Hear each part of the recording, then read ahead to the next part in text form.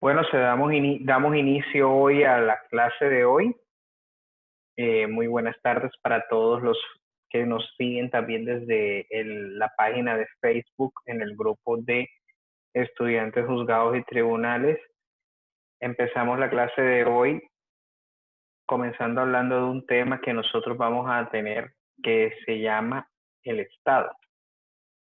Que eso se encuentra también en la guía de que nosotros estamos hablando. Para nosotros, ¿qué es un Estado? Un Estado es una organización política que constituye un conjunto de instituciones a través de las cuales ejerce un monopolio del uso de la fuerza y aplicada a una población dentro de los límites territoriales establecidos. Y la palabra Estado proviene del latín status, que significa estar parado. De allí significa que nosotros tenemos un territorio, que nos identificamos como nación en muchísimos aspectos. Es por eso que nosotros vemos que la formación de un Estado durante el tiempo antiguo realizó una evolución en este concepto, que una de los cuales aquí tenemos los elementos. Se constituye a través de un territorio. Un territorio se incluye o es un área donde se incluye, además de las tierras, aguas y espacio aéreo. Es lo que se posee como Estado una persona física o jurídica, sea una organización, una institución o un Estado. Nosotros como Estados colombianos poseemos un territorio que nos identificamos como territorio terrestre en kilómetros cuadrados, como se identifica. Poseemos también una influencia de millas náuticas de aguas territoriales de los espacios como le denominamos nuestra plataforma continental del país, como nosotros denominamos, que nosotros tenemos en el plataforma continental tanto en el Pacífico como en el Mar Caribe. ¿Ya? Como podemos ver nosotros, el terreno y se incluye toda nuestra área en extensión, tanto de plataforma continental como de espacio acuático, también se incluye dentro del espacio aéreo.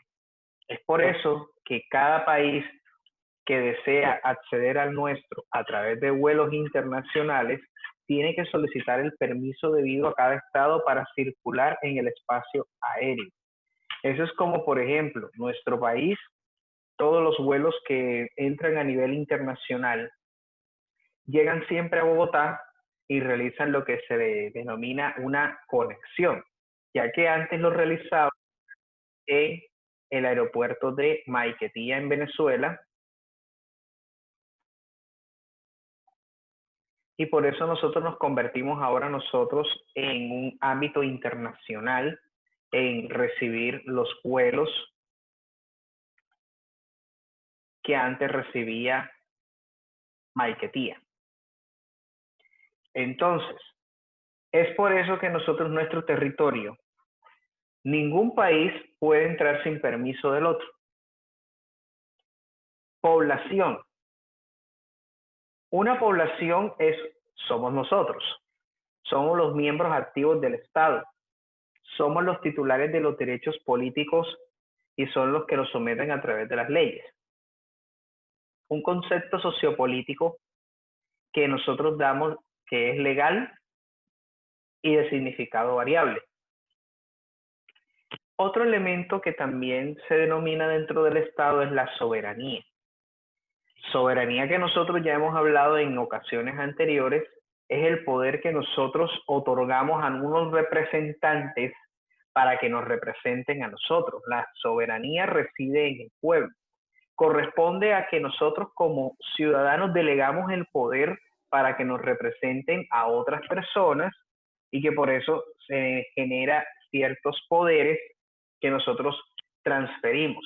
Porque el destino de un Estado, si nosotros nos pusiéramos de acuerdo en querer manejar el Estado entre todos, pues obviamente sería una locura.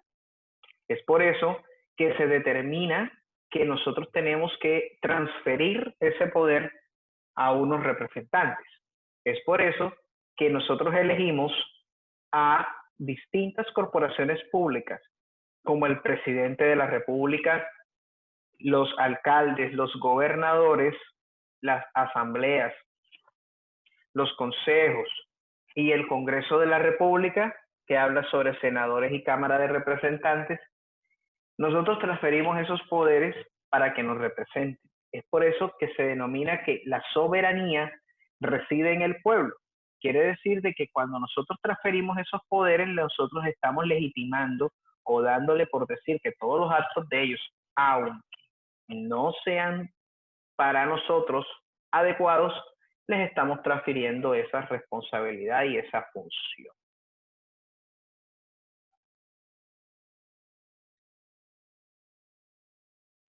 Pues, ¿cómo se origina el Estado? Ustedes saben que esto viene desde la edad antigua de Grecia y Roma. Nosotros estuvimos hablando en otras ocasiones de que el Estado se formaba desde Grecia en los diálogos de Platón, donde planteaba de que el príncipe, en Maquiavelo, la palabra Estado, nosotros denominábamos la palabra Estado con lo que realizara los actos que realizara dicha persona. Es por eso que nosotros tenemos que, durante ese tiempo que se cambió este concepto, el Estado tenía una organización.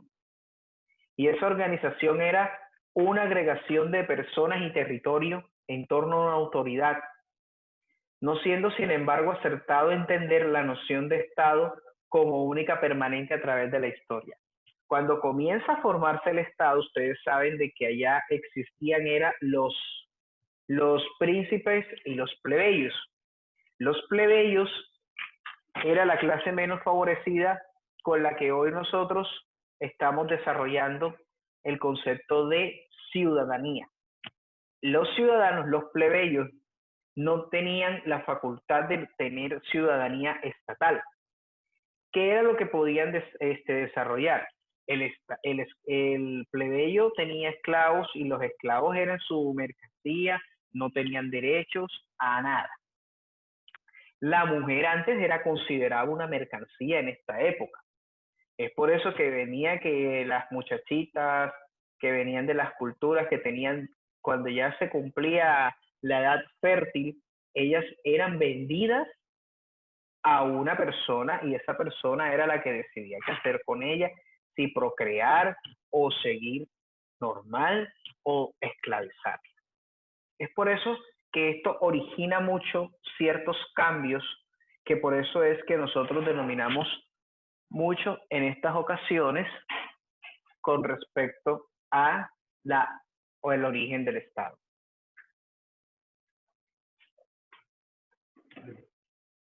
Después, cuando pasamos a la Edad Media, sucede que realizan el régimen feudal y ya empieza a desaparecer los vínculos de orden personal y delimitan de una noción muy estricta el poder ante los reyes.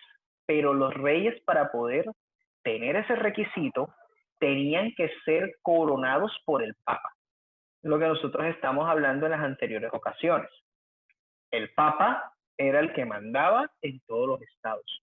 Y él era el iluminado, como denominábamos, el iluminado para señalar en el estado quién era el que iba a generar el del poder de la corona. Es por eso que cuando nosotros a nivel histórico consultamos a Cristóbal Colón, cuando viene la conquista de América, se hablaba de los reyes católicos de España, porque fueron escogidos por el Papa. Es por eso que normalmente se genera ese tipo de controversias que ya comenzaron el desarrollo de esas revoluciones para los cambios a la hora de la formación del Estado. Aunque no pierde la noción de Estado, existe un nivel que se conoce como el del principesco y el del Estado normal. Por eso es que nosotros miramos que esta legitimidad que se hereda de esta parte del feudalismo es un aporte que realiza para la formación de la soberanía que debe de residir en una persona. Por eso es que ahora con el desarrollo del Estado principesco, donde solamente el poder se ejercía por parte de una sola persona, en el rey o el príncipe.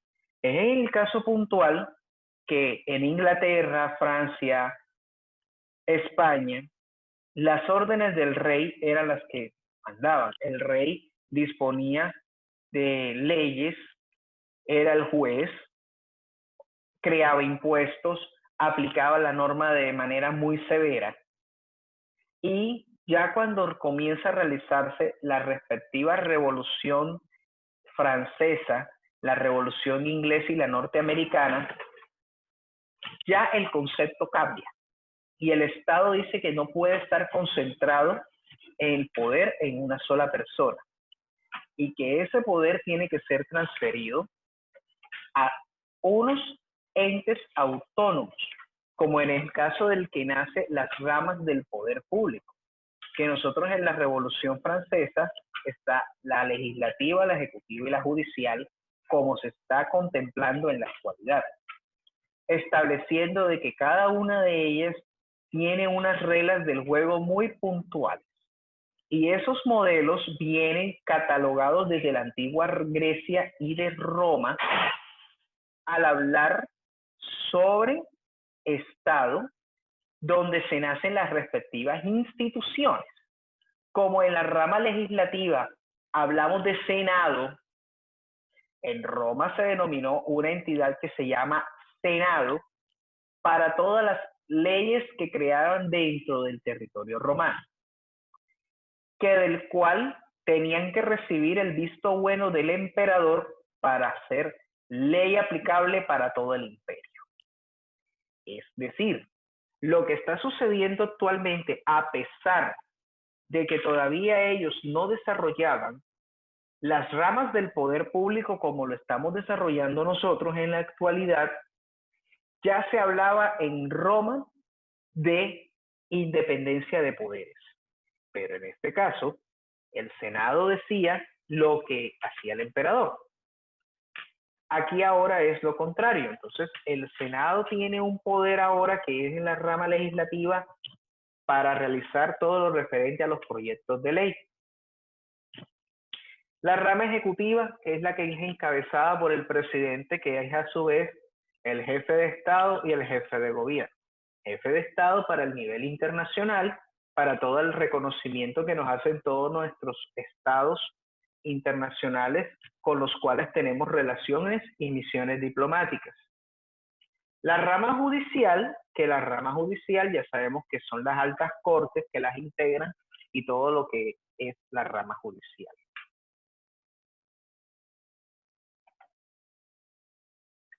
Y de esa forma del Estado, después del Estado principesco, nacen dos formas de Estado que son las que nosotros hemos hablado mucho en el constitucionalismo clásico y en el constitucionalismo contemporáneo. Una de ellas, el Estado de Derecho. El Estado de Derecho es una de las que nosotros tenemos aquí con una combinación entre Estado Social de Derecho y el Estado de Derecho. Lo que contempla el Estado de Derecho es que toda la Constitución y todas las normas tienen que ser escritas. Norma que no se encuentra escrita no es válida ante la ley. Y la aplicación rigurosa, ¿no?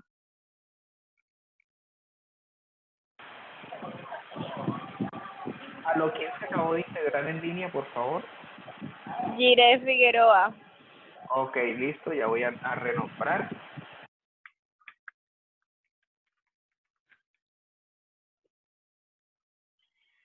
Bueno, Jiret, pues vamos a ponerte en contexto de lo que nosotros estamos hablando. Estamos hablando sobre el Estado. ¿Cómo se forma el Estado? Y ahí se encuentra el material en la guía. Estábamos haciendo el resumen de que el Estado como tal es una entidad que tiene que nacer para que nosotros podamos vivir en sociedad. y que ese estado tiene tres elementos. Un territorio, que nos identificamos en el territorio, que son todo lo referente a las aguas territoriales, los terrenos, la tierra, el espacio aéreo.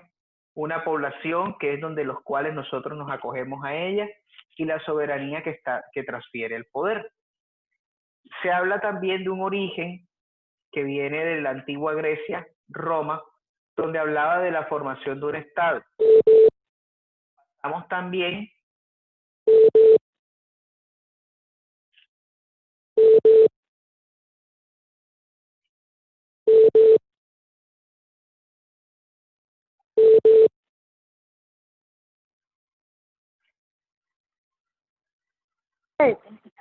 aló. No. Bueno, y pasamos ahora a desarrollar como tal los conceptos de la actualidad sobre el Estado de Derecho y el Estado Social de Derecho. Hablábamos que había un principio en el Estado de Derecho que es el principio de legalidad. La legalidad quiere decir que todas las normas tienen que estar escritas, tanto la Constitución y las leyes, y su castigo era muy severo a la actualidad. Que a veces nosotros tenemos que en Francia desarrollaron la Declaración Universal de los Derechos del Hombre y del Ciudadano, que aquí la trajo en Colombia Antonio Nariño, desarrolló ciertas calidades. Pero como ustedes saben que hubo unos antecedentes históricos muy fuertes para el desarrollo de lo que nosotros denominamos hoy en día el Estado Social de Derecho. Que nosotros estuvimos hablando de que se forma un welfare state o un Estado benefactor. Que el Estado benefactor es que el Estado tiene que financiar programas sociales. Y esto se dio a la vez de que lo que sucedía en la revolución industrial, donde la fuerza del trabajo no tenían derechos a tener riesgos. O sea, antes, por ejemplo, estabas en una industria, te pasaba un accidente, te mochaban la mano accidentalmente por una máquina, no te respondían, eran extenuantes jornadas de trabajo de hasta 18 horas, no les pagaban. Nuevo participante. Y entonces resulta de que durante todas esas revoluciones que se estaban dando, nace este concepto después de la Primera Guerra Mundial, donde todos los estados deberían beneficiarse a los programas que cada estado debe generar a los ciudadanos. Y este concepto de Estado Social de Derecho se comenzó desde finales de la Primera Guerra Mundial, inicios de la Segunda, finalización de la Segunda, y todos los estados han transformado las constituciones para formar lo que se denomina un Estado Social de Derecho, donde el Estado de Derecho más el Estado Social forma dicho Estado.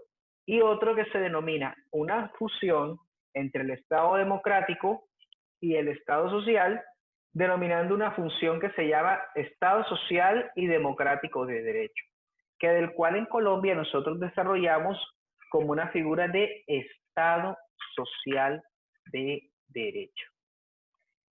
El Estado Social de Derecho tiene unas características.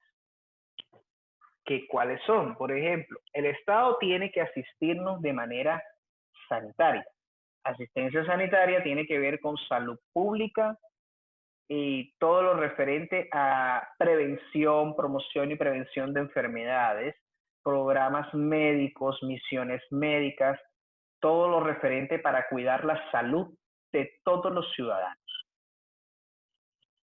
Una educación pública que esa población, aquella que nosotros nos hemos beneficiado todos, que toda la educación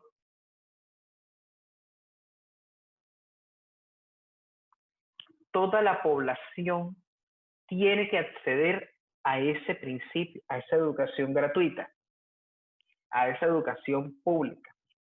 Miren que a pesar de que la persona que pueda tener factor económico para cancelar una institución privada, ya sea de la primaria, bachillerato o educación superior, es muy importante saber que el Estado debe de garantizar esta educación.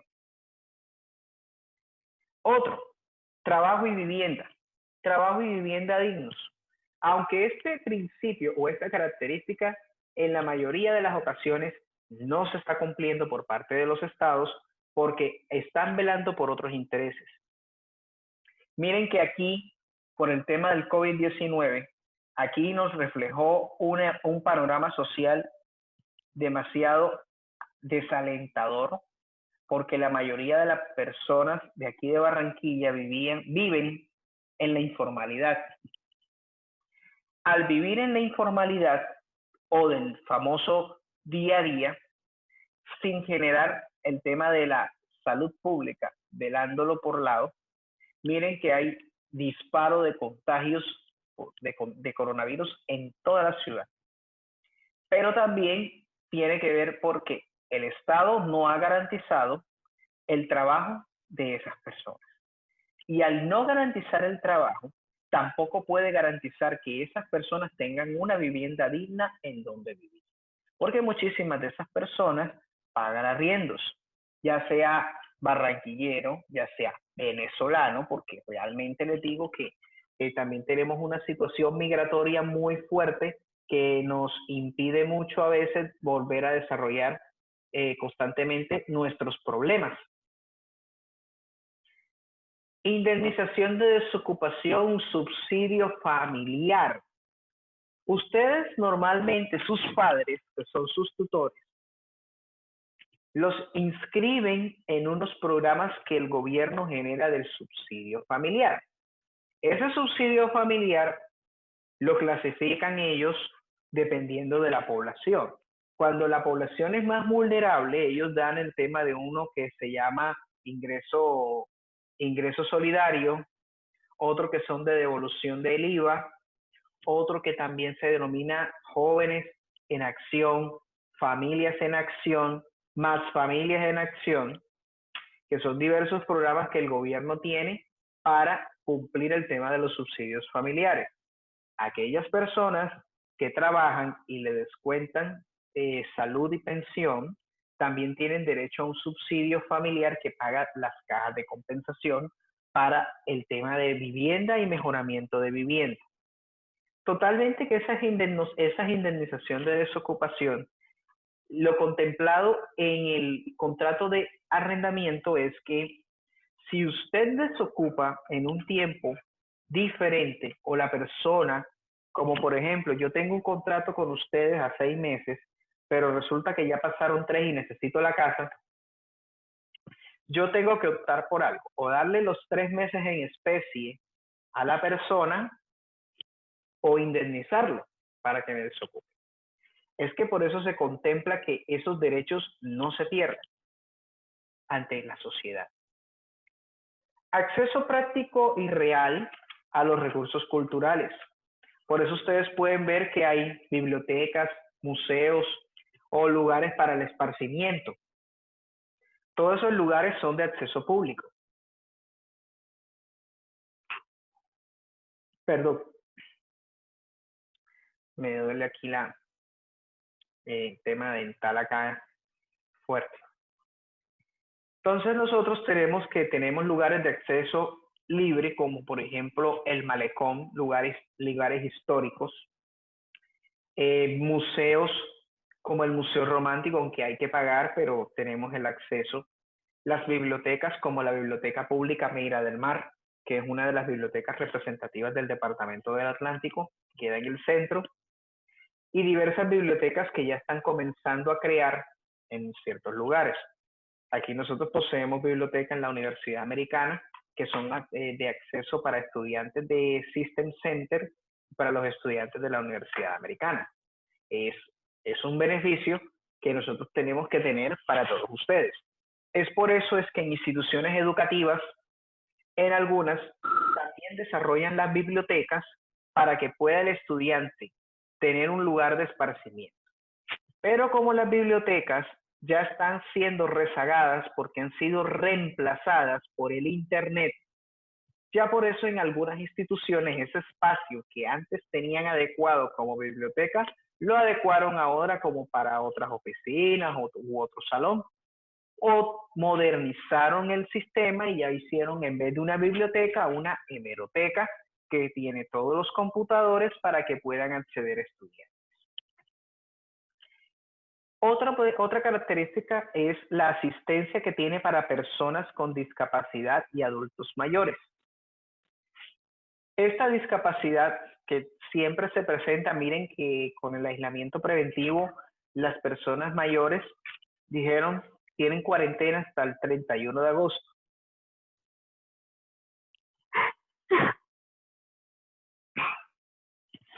El Estado posee y debe garantizarle esa asistencia a esas personas.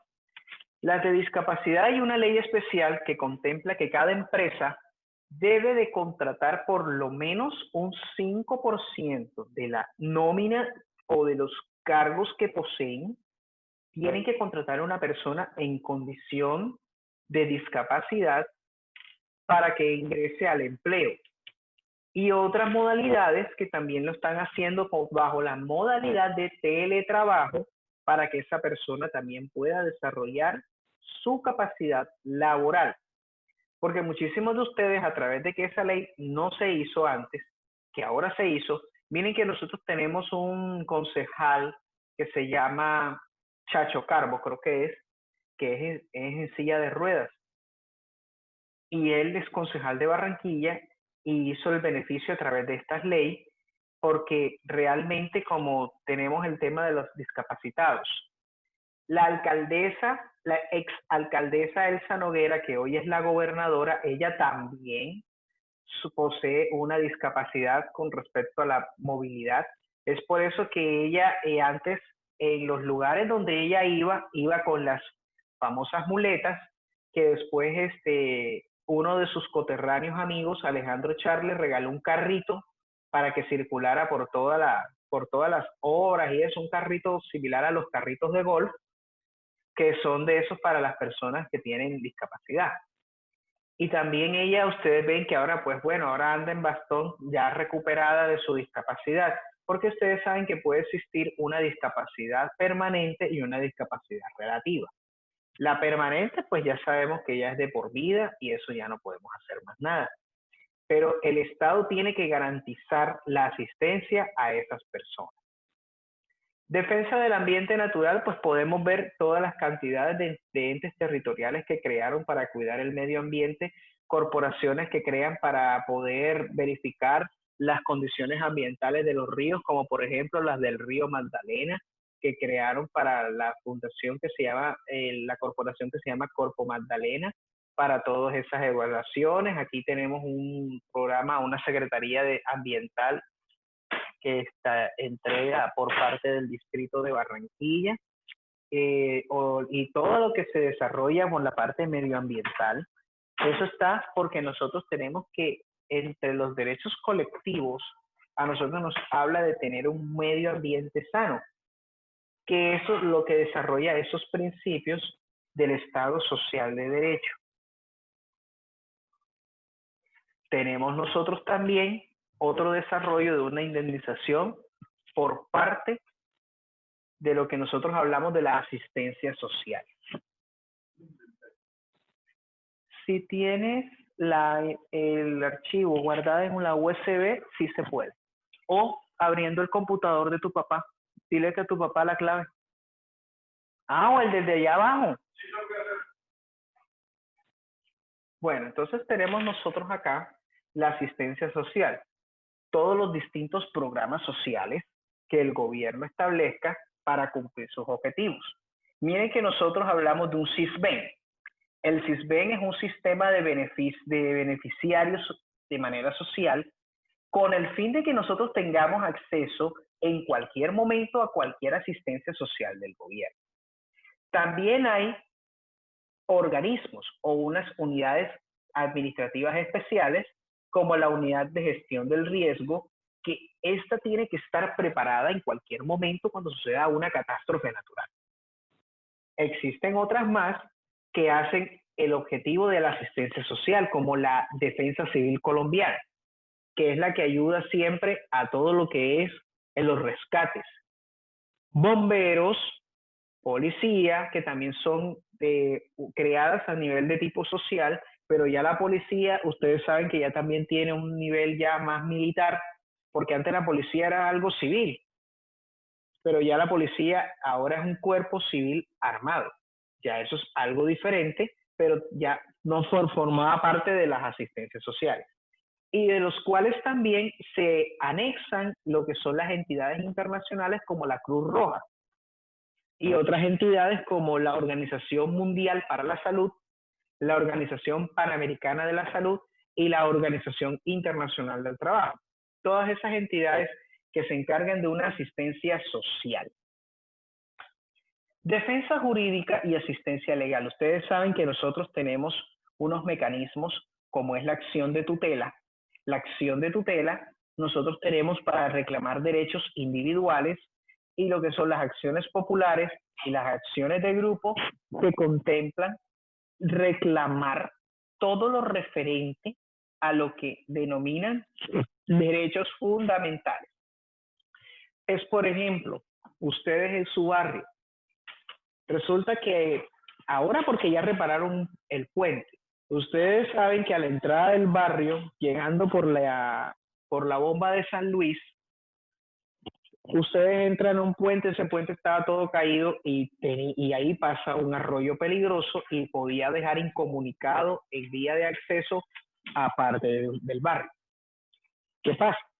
Que obviamente un abogado acuicioso hizo el derecho de petición, que es lo que nosotros empezamos en primera instancia ante un ente territorial, que es un ente territorial que dice uno, listo, le pasan un derecho de petición al distrito de Barranquilla, pero el distrito de Barranquilla hizo caso omiso ante esa solicitud. Es por eso que pueden, entre varios vecinos, comprobar la afectación y realizar ante un juzgado administrativo la solicitud de una acción de grupo, por el cual ustedes agotaron el recurso, pero la entidad no hizo caso omiso y ustedes quieren prevenir un perjuicio irremediable que pueda generarle a ustedes un problema futuro. En este caso, la comunicación entre los demás barrios de la ciudad si se cae esa estructura, pues suponiendo que es la única estructura, la única para poder entrar al barrio. Como ha pasado, como pasó en el barrio La Manga, donde un puente que ya estaba demasiado en mal estado y un camión de la basura quedó incrustado en ese puente porque no soportó el peso. Es por eso que la ciudadanía también empezó, a través de la prensa, comenzó a batallar al distrito para que el distrito empezara las reparaciones respectivas con respecto a ese puente. Y eso lo garantiza la justicia legal y la asistencia y defensa jurídica que ustedes, como futuros abogados, van a defender. Ustedes, además de ser una parte muy comunitaria dentro de su comunidad, en su colegio, ustedes pueden participar de muchísimas acciones sin necesidad de estar en la política. Porque ustedes piensan que, ay, no, ya eso es política, ya eso no. No, ustedes sin necesidad de política pueden empezar esas acciones en su barrio. Que ustedes mismos se den cuenta de que hay un foco de mal ambiente, nosotros podemos llamar precisamente a una de las entidades y la entidad, llámese Barranquilla Medio Ambiente, está en la obligación de ir a asistirle en su requerimiento que usted haga. Y bueno, y otra última característica que tenemos es que garantizar los denominados derechos sociales mediante reconocimiento en la legislación. La Constitución política reconoce los derechos fundamentales. Esos derechos están desde el artículo 10 hasta el artículo 90, que es donde estaban hablando precisamente sobre las acciones populares de grupo y de tutela. Ahí habla sobre derecho a la vida, el derecho al buen nombre, libertad de expresión, salud, educación, pensión, sindicatos, trabajo, vivienda, familia, educación, todos los derechos que contemplan la ciudadanía, y dice, cualquiera de la violación de estos derechos existe un mecanismo de protección. Y ese mecanismo es la acción de tutela. Usted, si ve que se tiene un derecho afectado, usted hace sencillamente el texto de una acción de tutela, porque no es necesario que estar asesorado de un abogado para hacerlo. Usted finalmente, si usted tiene las pruebas y usted va a un juzgado, el juzgado está en la obligación de tomarle a usted una declaración vía verbal y empieza a redactar la tutela y le radican la tutela. Aunque obviamente uno tiene que tener los análisis respectivos para poder que esa tutela llegue a prosperar en los mejores términos que nosotros estamos hablando aquí. Pues nosotros hablamos de un régimen político. Cada estado tiene un régimen político. Para el caso de nosotros somos un estado que se denomina un estado de democracia directa. El estado de democracia directa es que nosotros tenemos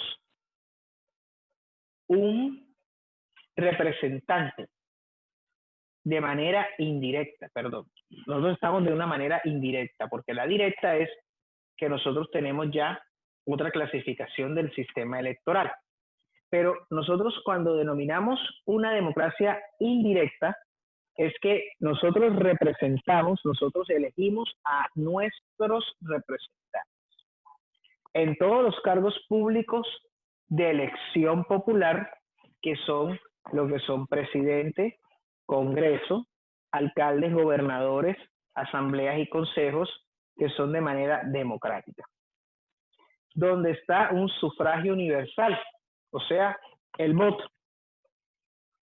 Ustedes como mujeres empezaron a votar después del siglo XX, a mediados en el año 1960, cuando el general Gustavo Rojas Pinilla, en esa época, les generó el derecho al voto a todo el mundo, a las mujeres sobre todo. Porque antes era un sufragio universal masculino, que del cual no tenían derecho a votar sino solamente ciertas personas.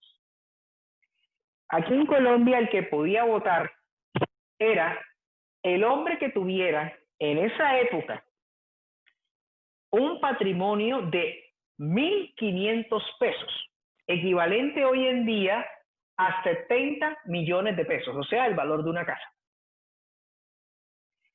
Y después ya comenzaron cuando se creó la registraduría y empezaron a generar las cédulas de las mujeres, ustedes se pueden dar cuenta, por ejemplo, las cédulas de sus madres de familia, que empiezan por 22, 20, desde ahí, porque las primeras cédulas que generó la registraduría, perdón, señora Leonor, estoy en clase ahora mismo, ya la llamo ahorita. Lo que nosotros tenemos ahora mismo denominándonos en esta forma es que nuestra constitución política desarrolló ahora el sufragio universal para todos, sin ningún tipo de restricción, aunque en la Constitución de 1886 empezó a realizarse de una forma paulatina, que le generó los derechos políticos a la mujer que no los tenía. Y es por eso que ahora la mujer está teniendo una representación muy fuerte en la política, porque ahora la ley de género integrada nueva dice que por lo menos debe tener el 50% de la corporación a la cual aspire, tiene que tener representantes mujeres en la mayoría de los cargos. Por eso es que ustedes ven que el presidente, perdón, doña Leonor, ahora la llamo, estoy en clase. Tenemos acá que la representación cada mujer es, por ejemplo, tenemos las ministras Y ustedes pueden ver que aquí la mayoría es pura ministra, donde hay, porque el presidente Duque habló mucho sobre la equidad de género y por eso hay más mujeres representándonos en el gabinete. Miren que aquí la vicepresidenta, que es el segundo cargo más importante del país, lo representa una mujer. En este caso, Marta Lucía Ramírez, que es la vicepresidenta. Y de ahí empiezan los ministerios, los ministros, y entonces también exigen, y también tenemos ministras dentro del ramo. Lo mismo pasa en las alcaldías. En las alcaldías y gobernaciones también tenemos gobernadoras y también tenemos gobernadores. Y dentro del gabinete de todas las respectivas corporaciones hay secretarios. Y es obligatorio que el Estado garantice la equidad de género con la mujer, porque antes la mujer no tenía, dentro del régimen político, no tenía participación, que es lo que ahora tienen en la actualidad el poder de las mujeres en la representación actual del régimen político. Tenemos un régimen presidencialista. Nosotros elegimos un presidente y al presidente se le delegan ciertas funciones del cual tiene que ingresar. Aunque existe otro carácter político, como es el denominado de las monarquías, que existen, por ejemplo, una de las monarquías más fuertes que hay a nivel mundial es la monarquía inglesa, que es la monarquía que a pesar de que ha pasado tanto tiempo no tiene tanto escándalo como la monarquía española, pero ellos también tienen unas restricciones. Los monarcas son los jefes de Estado, que representan la política internacional. Pero dentro de ellos eligen un jefe de gobierno que es elegido por el Parlamento, que normalmente en Inglaterra se conoce como el primer ministro. Y en otros países, como en España, se denomina el presidente del gobierno. Aquí en Colombia tiene las dos funciones. Antes se hablaba de un designado presidencial. El designado presidencial era el que cumplía las funciones de jefe de gobierno o como suprema autoridad administrativa. Pero ya luego de que se realizó esa reforma, cambió a que sea el vicepresidente. Pero aquí en Colombia el vicepresidente puede tener funciones delegadas por el presidente, mas no puede representar al jefe de gobierno. Es por eso que, por ejemplo, en países como Venezuela hablan de una vicepresidencia ejecutiva.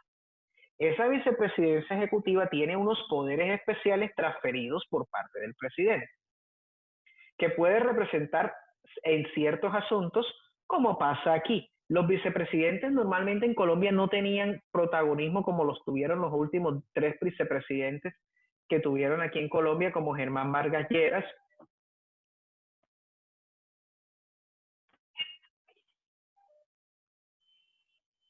Profe, estoy en clase, ya le marco.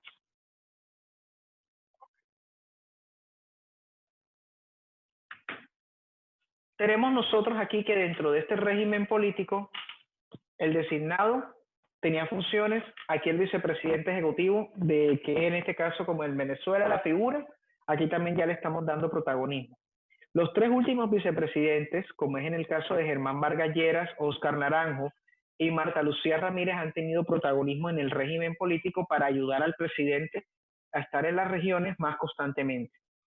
Es por eso que aquí en Colombia se realiza de esa forma. Y bueno, el ordenamiento jurídico de un Estado, nosotros podemos hablar de que simplemente es que cada Estado tiene un ordenamiento jurídico diferente a cada uno de los países. Es por eso que los que optan por estudiar Derecho normalmente tienen que estar dentro del territorio, porque si usted se va a otro territorio extranjero, el derecho prácticamente no le va a servir.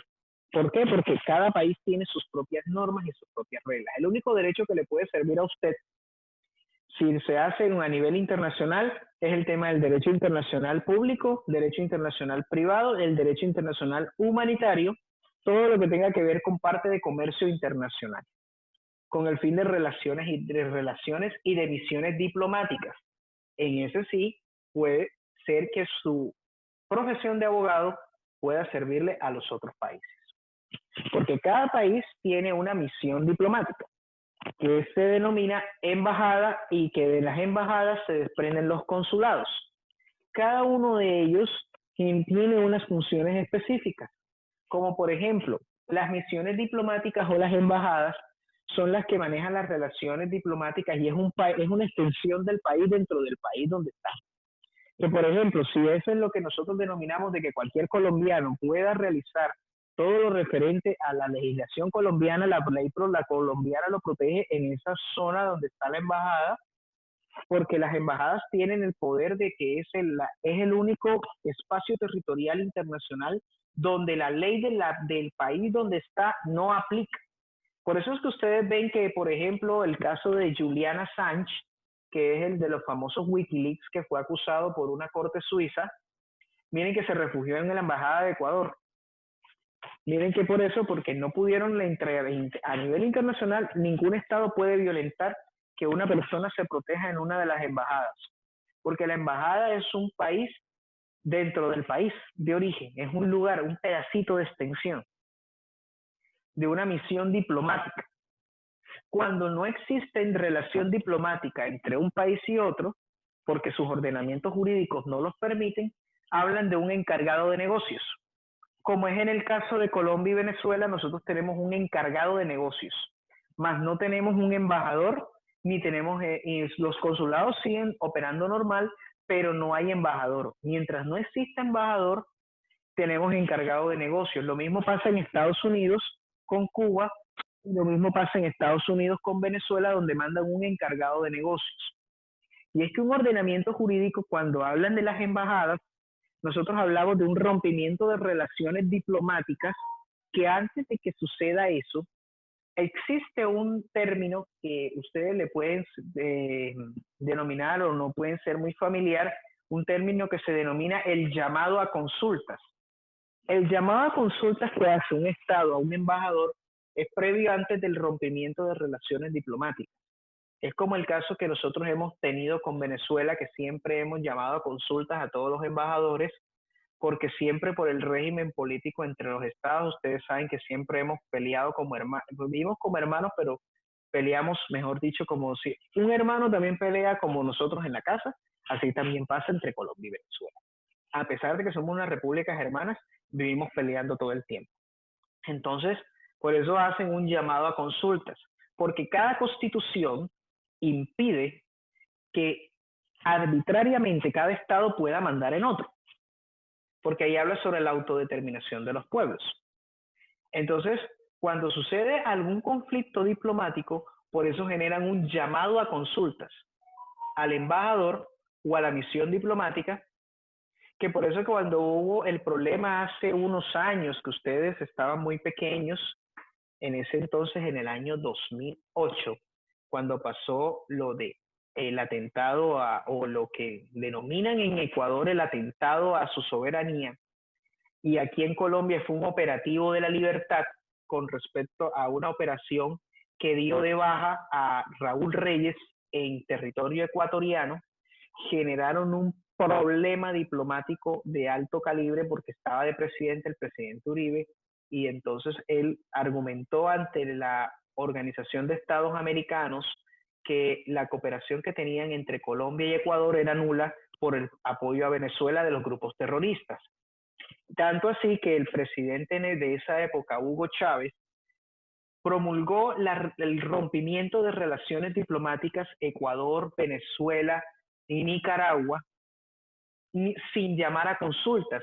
Cerró la embajada aquí en Bogotá, se llevó a todos sus funcionarios y por eso automáticamente o de manera unilateral él quiso romper relaciones diplomáticas en una violación de un territorio extranjero que no le competía a él. Si eso realmente era un problema entre Colombia y Ecuador, él decidió hacerlo, rompió relaciones diplomáticas con Colombia sin hacer llamado a consultas al embajador. Aunque Colombia en ese entonces no quiso traer ni romper relaciones tampoco al estilo de Venezuela, conservó la embajada, pero sí hizo un llamado a consultas al embajador, porque tenían que revisar previamente cómo podrían restablecer las relaciones diplomáticas. Y eso lo hace un ordenamiento jurídico. El ordenamiento jurídico nos dice a nosotros, bueno, nuestras misiones diplomáticas van a realizar esto, pero en caso de una situación tenemos que llamar a consultas a nuestro embajador antes del rompimiento como tal de una relación diplomática, porque eso incurre muchísimos problemas de factores económicos, factores sociales. Eso es lo que nosotros tenemos que tener en cuenta en un ordenamiento jurídico, porque nuestras reglas aplican hasta para donde están en las embajadas. Y por eso es que nuestras misiones diplomáticas no se acogen a las reglas o a las leyes de cada país, sino a las leyes colombianas, porque eso lo estipula en un tratado internacional de las Naciones Unidas con respecto a las misiones diplomáticas. Es la única excepción que como tal nos permite usar el ordenamiento jurídico en otro país. Y bueno, aquí en Colombia hablamos de partidos políticos, que son entidades de interés público creadas para promover la participación ciudadana. Les voy a mostrar a ustedes un video cortico que tengo acá sobre la creación de los partidos políticos que nosotros tenemos aquí en Colombia, para que ustedes podamos verlos. Y es algo ya, y con esto finalizamos la clase.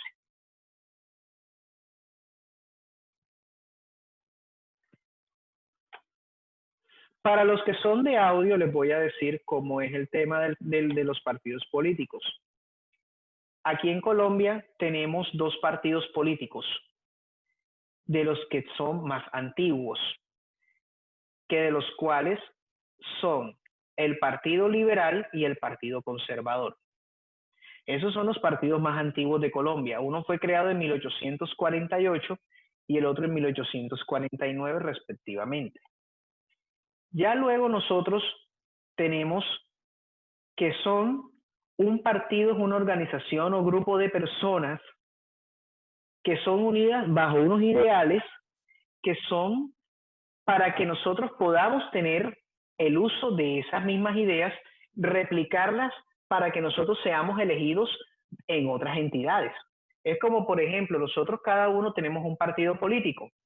¿Quién los controla? Pues el mismo Estado a través del Consejo Nacional Electoral, que es una entidad territorial que se encarga de controlar a los partidos políticos y todo lo que tiene que ver con la parte de ingreso de dinero y todas las cosas. Entonces nosotros tenemos distintos partidos políticos. Tenemos en la actualidad, que podemos ver acá en este video, tenemos el Partido Liberal y el Conservador, que son los más antiguos y fueron los que estaban existiendo. Es lo equivalente. El liberal al demócrata en Estados Unidos y el conservador el republicano. Esos son los partidos que siempre han existido en Colombia. Aunque ha habido unos nuevos partidos donde han tenido fuerza, como es el caso del Centro Democrático, Cambio Radical, el Partido de la U, otro partido que, aunque este partido que aparece acá en este video, ya perdió su personería jurídica porque no tienen un mínimo de representantes en el Congreso, que tienen que tener un mínimo de 10, es el caso del partido Opción Ciudadana. Tenemos el Movimiento de Alianza Social Independiente, el partido Mira, que es un partido cristiano, que es el movimiento político más trascendental, el Polo Democrático y el partido FARC.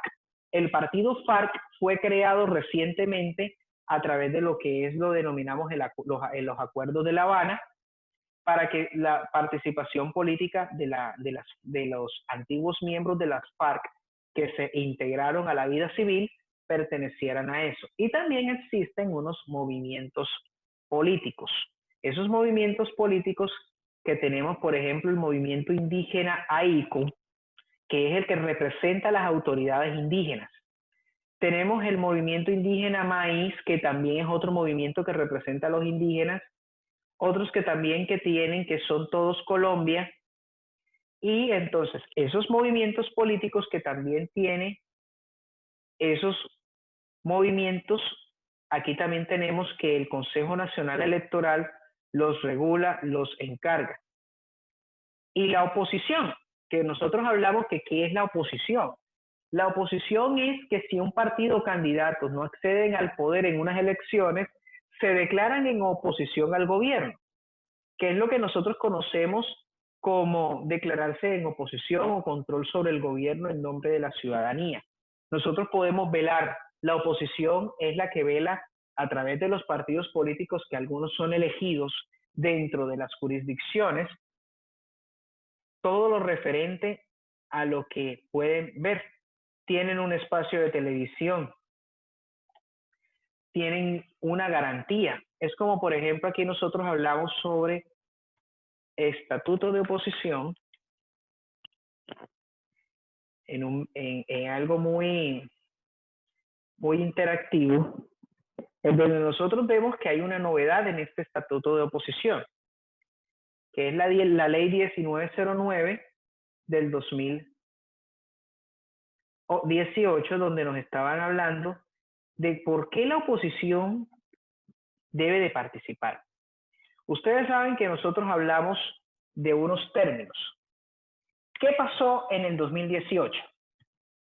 Vamos a ver, por ejemplo, lo que denominó en las elecciones presidenciales del 2018 con respecto a la aplicación del estatuto de oposición en Colombia.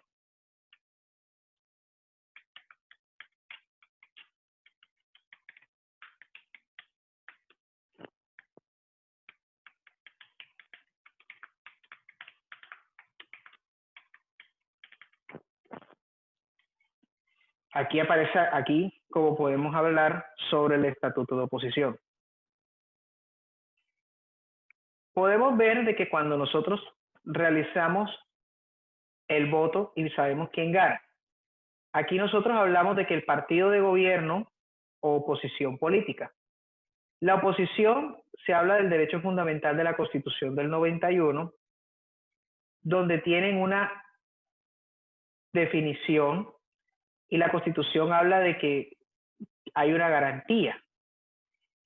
¿Cuál es esa garantía? Aquí tenemos. Cualquier persona que se lance al Consejo, al Congreso de la República, Asamblea y Departamento, Consejo Municipal y Distrital, el candidato a la presidencia, a la vicepresidencia, acceden a una curul directa al Congreso de la República, dependiendo de la fórmula. En el caso de acá en Colombia, tenemos al Senado a Gustavo Petro y a Angélica Robledo en la Cámara de Representantes, porque fue su fórmula vicepresidencial. Vámonos al caso local, donde la oposición tiene un derecho al uso de los medios masivos de comunicación cuando el presidente o cualquiera de las entidades realiza el uso de los medios para explicar o hacerle réplica al presidente de todo lo que está realizando por medios. Estos tienen una garantía en las comisiones asesoras de relaciones exteriores y tienen aquí el control político de lo que realiza la rama ejecutiva. Entonces tienen también un monto del 5% del financiamiento de los partidos. También se pueden declarar en independencia o de gobierno. Que ustedes saben que aquí en Colombia tenemos el partido de gobierno, es el Centro Democrático. Y ese Centro Democrático es el que realiza las alianzas con otros partidos para poder realizar el tema de la aprobación de los proyectos de ley.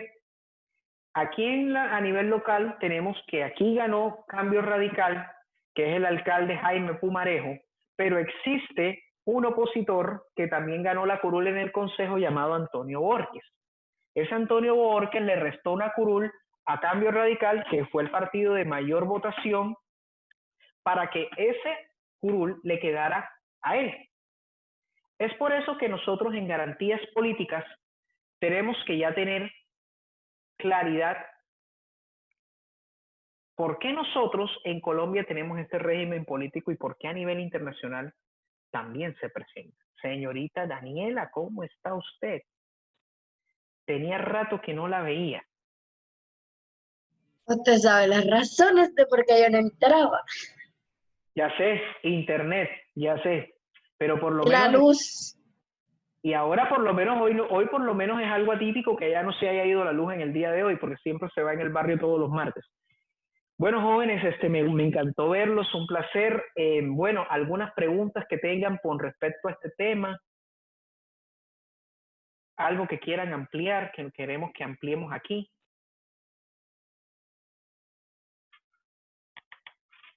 Bueno, jóvenes, entonces promulguemos y repliquemos la información ante todos para que vayan a buscar las guías que todavía faltan estudiantes por buscar y que este fin de módulo que tenemos nosotros acá, ya la otra semana vamos a comenzar a realizar nuevamente la entrega de la nueva guía del próximo módulo para que ustedes estén pendientes. Yo voy a estar comunicándoles por el grupo de WhatsApp.